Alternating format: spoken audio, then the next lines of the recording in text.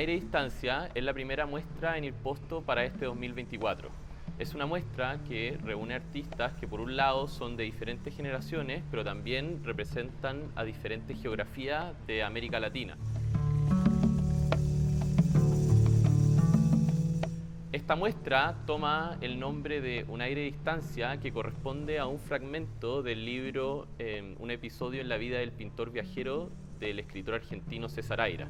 En este libro, que narra de manera ficticia el viaje que hizo Rugendas con un compañero alemán que cruzaron la cordillera de los Andes en el 1800 desde Chile hacia Argentina, relata las peripecias del momento en el que Rugendas sufre un accidente muy grave que lo deja convaleciente. Estos dos pintores tienen un aire de distancia imposible entre ellos. Entonces, a partir de este fragmento, nosotros nos ponemos a imaginar qué clase de distancia es esa, si es la distancia que separa a Rugendas de su tierra natal, o es la distancia que lo separa con su compañero, o es la distancia que lo separa con los objetos y con el entorno que está observando.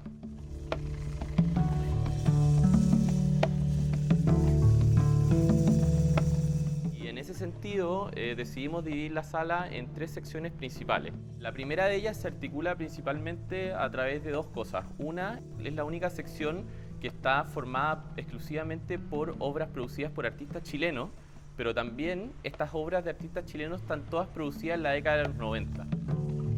Pero pasamos de estos relatos familiares y de este relato como original de este conquistador a una sección en donde nos entramos un poco como a unos aires que ya no son los aires de familia. Entonces, en esta sección, que es donde se encuentra Christian Bink y Mauricio Rugenda, estamos hablando de obras separadas casi por 200 años en su producción, pero también porque ambos artistas nos permiten adentrarnos a ese clase de problema, al clase de problema en el cual tenemos que entender que estas narrativas de los viajes a las cuales hemos accedido nosotros también están cargadas de ficción. Al tercer pliegue de la exposición y al pliegue final, a esta sección, accedemos de alguna manera u otra como en una acumulación de cosas que se encuentran a lo largo de toda la exposición. Pero particularmente yo diría que estas son obras que además son las obras producidas más recientemente en la muestra y que de alguna manera u otra están como arraigadas en problemáticas que son propias literalmente de nuestra actualidad. En el caso de Balseca, esto tiene que ver con el COVID, ¿no? con la pandemia, pero en el caso de Teresa Margolles, con la situación política de Venezuela. Bueno, la primera obra de la exposición es bastante relevante porque es una imagen que es profundamente anacrónica y es una imagen que sugerimos nosotros que funciona como una especie de epígrafe de la exposición.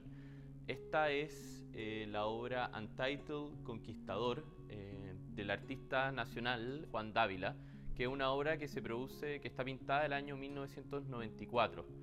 Es una obra que presenta a modo como de una pintura que imita el modelo de pintura cusqueña a un conquistador, decimos conquistador en alusión al título que Dávila nos sugiere, pero también nosotros lo vemos y lo entendemos como una especie de arcángel, en este caso arcabucero, ¿no? Por el estilo de pintura cusqueña de la época. Otra de las cosas que parecen relevantes y que lo anclan, ¿no?, al trabajo del mismo Dávila es la figura en su entrepierna que se encuentra borrada, ¿no? Entonces, por lo tanto, vemos a este arcángel que no tiene su fusil y que tampoco tiene nada entre sus piernas, ¿no? Está castrado. Bueno, entonces continuando en esta primera sección, pasamos de lo que ocurre con Dávila a una obra que es bastante distinta. Es la obra que está bastante cercana en tiempo, ¿no? Esta aeropostal que se llama Mía to Return o Retornar Mía es una obra que es del año 93 de Eugenio Dittborn. Y esta obra, que es una obra de gran formato, que está conformada por 6 paños diferentes de esta pintura aeropostal, de acuerdo a las palabras de Dittborn, se refiere a diferentes narrativas, por así decirlo, de viajes, pero que por lo general son viajes fallidos. En este momento nos vamos a centrarnos en dos historias particulares que se encuentran en 2 paños que están en conjunto entre ellos. El primero de esta es la figura de Jamie Button. justamente Jamie se va a Inglaterra, lo presentan allá y lo visten de una manera, le enseñan la lengua y Jamie logra de alguna manera como permear en esta sociedad, pero 3 años después lo traen de vuelta a Chile, es decir, a Tierra del Fuego, y lo entregan, lo dejan con su familia, pero ya nadie lo reconoce. Entonces en este caso también vemos este retorno trágico, ¿no?, de Baton. Pero nos encontramos con un relato que es más bien personal y familiar del mismo Ditborn. Su hermana Alejandra, en 1989, es decir, 3 o 4 años antes de que se haya producido esta obra, viaja por trabajo a Benín, a África, y cuando ella retornaba de vuelta, cae convaleciente en una de las escalas en Roma y, y entra en un coma debido a que se había contagiado de malaria. Lo que ocurre es que cuando llegan sus pertenencias y junto a ella a Chile, unas semanas después, al abrir la maleta se aparece, ¿no?, esta imagen que vemos acá de esta máscara africana. En particular en este contexto nos quedamos como con esta historia familiar que nos habla acerca de la tragedia, ¿no?, asociada al viaje. Nos acercamos nuevamente ya ahora a la obra de Nuri González. Esta obra, El mercado negro del jabón, que es del año 99, presenta unos retazos así como bien fragmentados, pero muy potentes, acerca de la historia de la migración de su familia el año 40, desde España hacia Francia, a Toulouse, para posteriormente venir a Chile. Entonces, específicamente con lo que nos encontramos en esta obra son con una serie de imágenes, cuadros, que funcionan a una especie como de collage, en el cual el artista entrecruza materiales originales que fueron heredados de su abuelo, es decir, cartas, documentos migratorios, etc. Y los presenta también con imágenes que entrecruzan historias. Por ejemplo, aparece la figura de Walter Benjamin por haber estado como entrecruzado en ese momento, haber calzado en ese lugar, pero también fotografías de su abuela, de su madre y de su abuelo. Y particularmente tenemos dos objetos materiales como muy potentes. Uno son los jabones, que son estas planchas, grandes planchas de jabón, que en el fondo tienen que ver con a lo que se estuvo dedicando su familia cuando estaban en Toulouse. Se dedicaban a vender jabón para poder vivir y lo hacían de manera clandestina. Pero por otro lado tenemos este gran baúl, que es un baúl en el que, si vemos la imagen del abuelo de Nuri, es el mismo baúl que él tiene, y es un baúl en el cual trajeron todos sus objetos familiares desde Francia a Chile, ¿no? Entonces es una especie como de sedimento de ese recuerdo familiar y de una manera, ¿no?, de la cual Nuri accede a ese relato. Entonces ahora pasamos a esta segunda sección de la exposición, en la cual nos encontramos con esta obra que se llama Historia no oficial de la aviación latina, en el capítulo número 2, del artista Christian Binck. En primera instancia nos encontramos con esta pintura que es de mayor tamaño, en la cual vemos a la América Latina invertida, ¿no?, al recuerdo tipo de Torres García, y en su interior de esta América Latina invertida vemos números que nos señalan que hay una información detrás de esto, ¿no? Esto está funcionando como una especie de glosario en donde nos está ubicando geográficamente ciertos números. Ya en la segunda parte de la obra llegamos a este sector en la cual nos encontramos con esta gran sección en donde se encuentran pinturas de aviadores junto a sus aviones, ¿no? Lo interesante es que al comienzo de ella tenemos efectivamente el listado de todos estos aviadores. Lo que hace Binck es muy interesante porque nos propone la construcción de una narrativa que, como tal, como él menciona, es no oficial, de historias disparatadas y un poco curiosas de ciertos aviadores en América Latina. Ahora, cuando decimos aviadores, y para ser más específico, en esta obra las historias que Binck rescata son historias de aviadores que más bien fueron conocidos por haber sido cantantes, escritores, artistas y en otros casos arquitectos, y me interesa detenerme en dos de estos personajes para poder entender, ¿no?, el tono de esta narrativa de Binck. Uno de ellos es el Teniente Bello. Es interesante porque su historia, al igual que las otras, están tan permeadas en la cultura popular que hoy en Chile es muy común escuchar el dicho "más perdido que Teniente Bello", en alusión a su pérdida, y Binck rescata esta historia.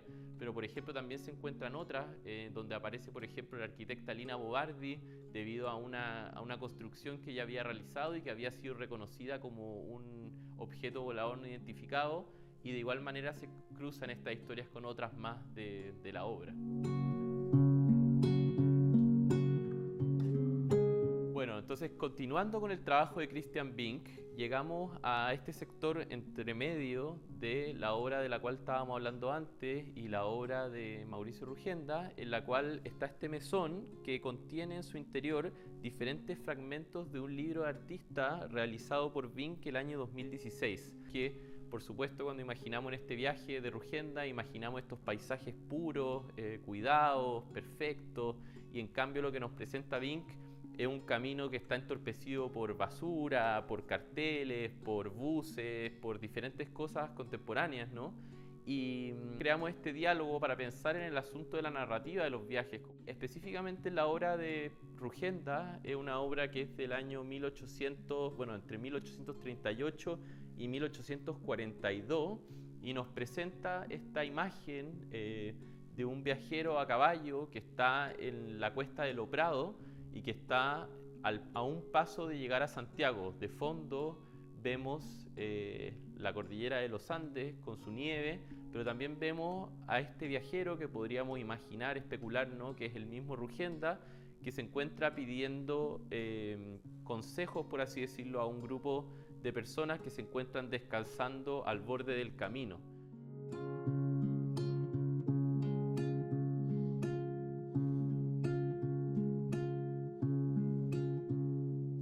Bueno, entonces en este último sector de la exposición nos vamos a encontrar con dos obras, bueno, en realidad tres obras, pero de dos artistas. La primera de estas es de la artista Teresa Margolles, ¿no? Este es un trabajo que Teresa Margolles realizó durante una serie de años en el cual se fue y estuvo involucrada con comunidades que viven en la frontera entre Venezuela y Colombia, particularmente en Cúcuta. Y estas son mujeres que se dedican al trabajo, ¿no?, de trasladar mercancía y diferentes objetos entre un lado de la frontera y el otro. Esta obra del 2017, que se llama Carretilleras, ¿no?, muestra este grupo de mujeres, todas presentadas con diferentes poses, mirando a la cámara. Nos muestran este potencial cruce que hacen a través del puente Simón Bolívar, y esta obra en particular, que es del año 2017, se ve truncada por el cierre del paso fronterizo entre ambos países debido a la situación política, y cuando pasamos al otro lado, ¿no?, de la obra, nos encontramos con una obra que es del mismo formato, tomada en el mismo lugar, pero con 2 años de diferencia, es decir, el año 2019, en el cual vemos un grupo de mujeres similar a este, que se dedican al mismo trabajo, ¿no?, de contrabando y de traslado de mercancías de un lado a otro. Ya no pueden hacer los traslados a través de las carretillas, sino que ahora deben, con estos implementos, ¿no?, de género, colgar con sus propios cuerpos en su espalda para pasar a través de las trochas, que son estos caminos clandestinos que se van construyendo en el río, ¿no?, para poder pasar de un lado a la frontera hacia el otro.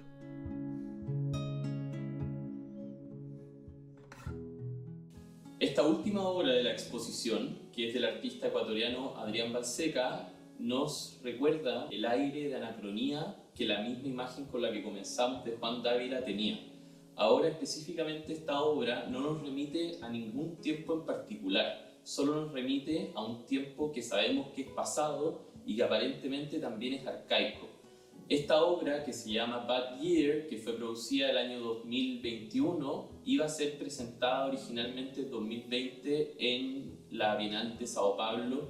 Ahora, Balseca, frente a esta situación en la cual la Bienal no se puede realizar y él tampoco puede viajar a trabajar con las comunidades en el Amazonas que estaban dedicadas a la extracción del caucho, más bien decide imaginar y especular acerca de una especie de mirada etnológica, una especie de ficción etnológica sobre estos neumáticos de caucho que están convertidos en huellas de un pasado que se extinguió y que ahora más bien lo que vemos son esta mirada de una especie de un museo etnológico en la cual una nueva civilización ve los restos de una civilización que se extinguió y que ya no está.